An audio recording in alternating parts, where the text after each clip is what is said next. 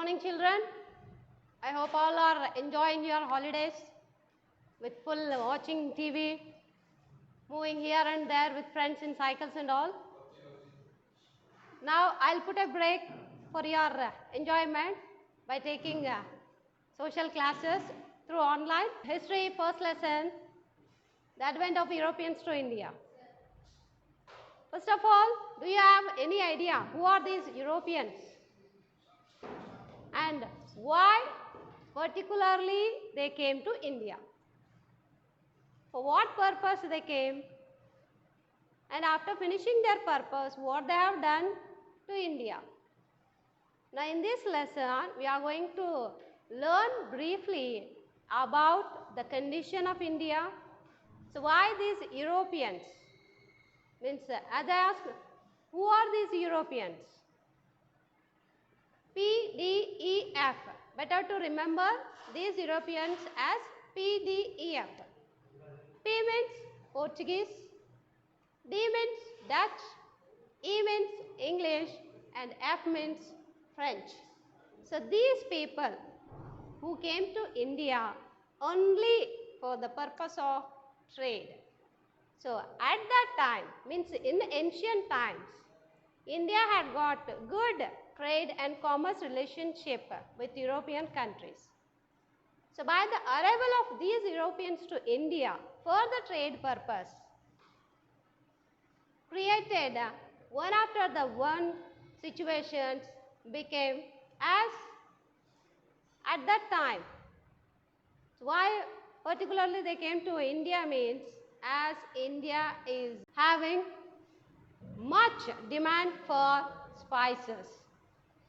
So as these spices, as nowadays Corona time is going on, you could have observed many of our parents are preferring towards some spices, kashaya they'll make. So as these kashayas are having more and more immunity power in them. So for example, if mummies make palau, in that they'll use cloves and chakka and that some type of biryani leaf. All these things means the use of spices make us to get more immunity power. So for that purpose, India has got good and more demand for spices. So as this trade and commerce relationship between India and Europe were going on since ancient times, as India has got good demand for spices like pepper, cardamom, ginger and many other spices in Europe. The trade relationship continued between India and Europe and other Asian countries even during Middle Ages also. So as this trade was going on in three stages. First, the Arab merchants carried the Asian goods to the Constantinople of Eastern Roman Empire, and there these goods were taken by the Italian merchants, and these Italian merchants would buy these goods from the Arabs and they will sell them in European countries for more profit. So to make this business, so they made Constantinople as the center of international business and considered this Constantinople as the gate of European trade. While the Arab merchants had gained monopoly over the trade in Asian countries, Italians also thought, why not we gain more profit by creating monopoly over the trade in Europe? So the merchandise from Asia had brought good profits to Italian merchants. So this was not going on for further days. So there comes the fall of Constantinople. So why this fall of Constantinople comes means, so the trade and commerce between Asia and Europe was taking place as the center of international business, that is the city of Constantinople. But this Constantinople was captured by the Ottoman Turks in 1453. So as a result, all the trade routes connecting to the city of Constantinople came under the control of Turks. So these Turks started to levy too many taxes, means whatever tax they'll buy from the Asian countries. So to sell that kind of spices or to make that business to be continued through the city of Constantinople, they have to pay certain tax. So as these taxes are more to pay. So here the business was going on for some purpose slowly by the attack of Ottoman Turks on the city of Constantinople.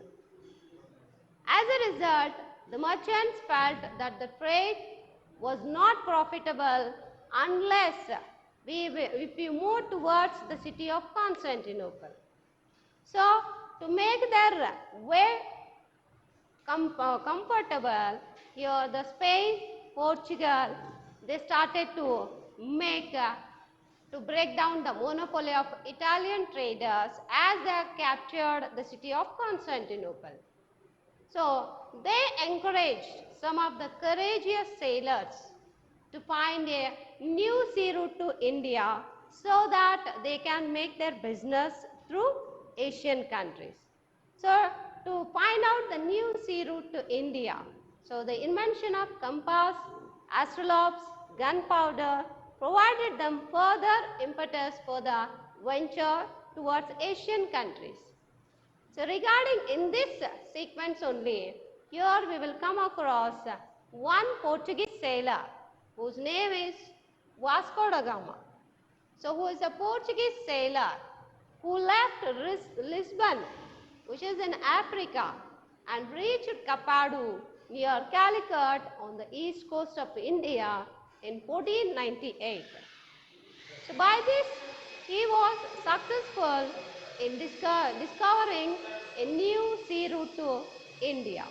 This route continued to be the route of trade between India and Europe for many years.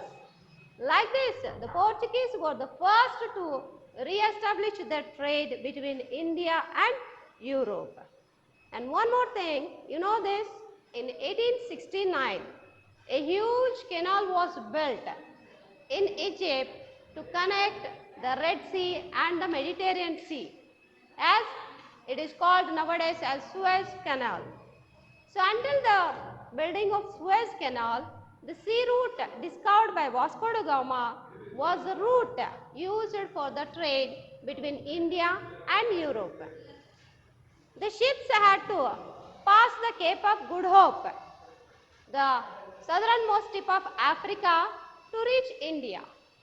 The distance between Mumbai and London through the Cape of Good Hope is 10,800 nautical miles.